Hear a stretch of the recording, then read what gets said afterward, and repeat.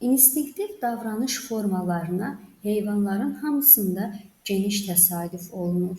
İnkişaf etmiş heyvanlarda onlar daha da mürəkkəb xarakter daşıyır.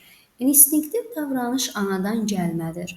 Bu onun başlıca xüsusiyyətidir. Müvafiq qıcıq təsir göstərən kimi instinktiv davranış da bir növ öz-özünə yaranmağa başlayır.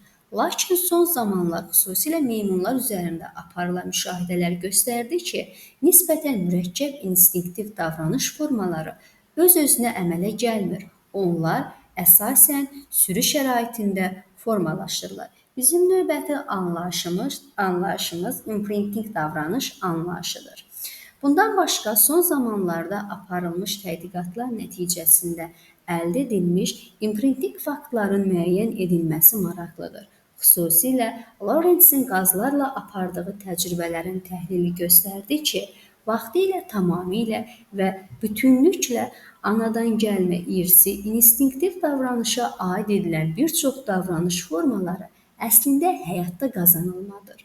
Lorenz qaz yumurtalarını iki yerə ayırıb, onlardan birinciləri ana qazın, ikinciləri isə inkubatora qoymuşdular.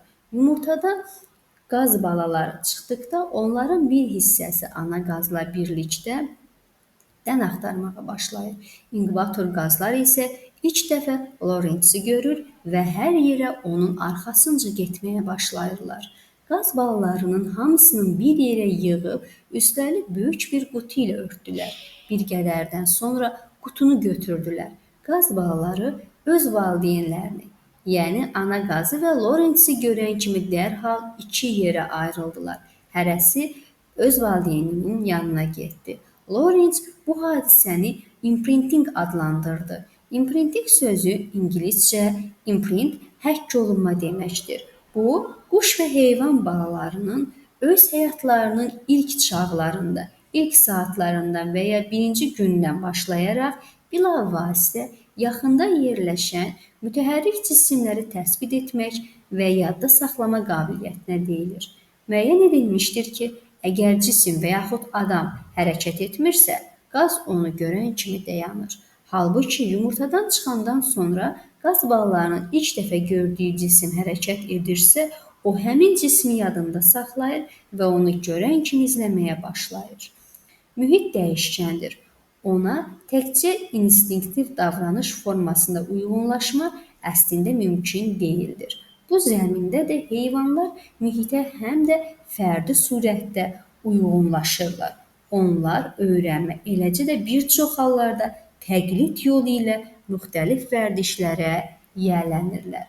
Fərdi qazanılmış davranış formaları dedikdə, heyvanların yiyələndikləri vərdişlər nəzərdə tutulur. Bir məsələyə diqqət edək. Bu davranış forması nə üçün fərdi davranış forması adlanır? İnstinktlər növə məxsusdur.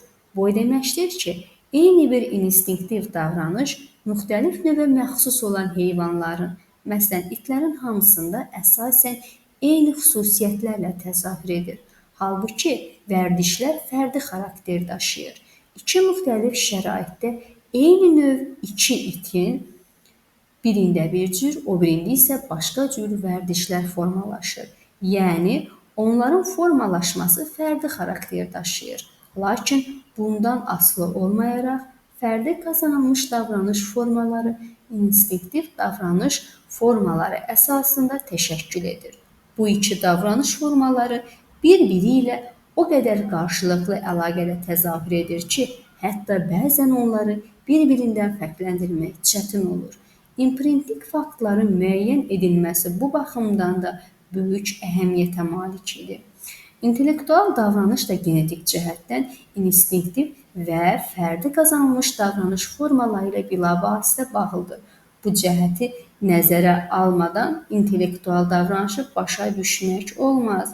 Bəs intellektual davranış nədir? İntellektual davranışın əsasını ayrı-ayrı cisimlər arasında mürəkkəb münasibətləri əks etdirmək təşkil edir. Bu zaman heyvan iki cisim arasındakı əlaqəni tapdığına görə bu davranış formasını intellektual davranış kimi xarakterizə edirlər. Lakin bununla belə qeyd etmək lazımdır ki, İnstinktiv davranış heyvanların əsas davranış formasıdır. Heyvanlar fərdi qazanılmış davranış formalarında və intellektual davranış formalarından zəruri hallarda istifadə edirlər. İntellektual davranış heyvanlar üçün çox vaxt potensial imkan olaraq qalır. Şuur psixikanın yüksək forması kimi. Psixikanın ən yüksək səviyyəsini şuur təşkil edir. Şuur da psixika kimi beynin funksiyasıdır. Lakin şuur obyektiv aləmin insana məxsus indikasıdır. Başqa sözlə, şuur ancaq insana məxsusdur. Marks göstərirdi ki, mənim mühitimə mənim münasibətim mənim şuurumdur. Onun fikrincə, hər hansı münasibət mövcuddursa, o mənim üçün mövcuddur. Heyvan heç nəyə münasibət bəsləmir və ya münasibət bəsləyə bilməz. Növbəti dərsimizdə bu iki mövzunun testləri ilə tanış olacağıq. Çox sağ olun.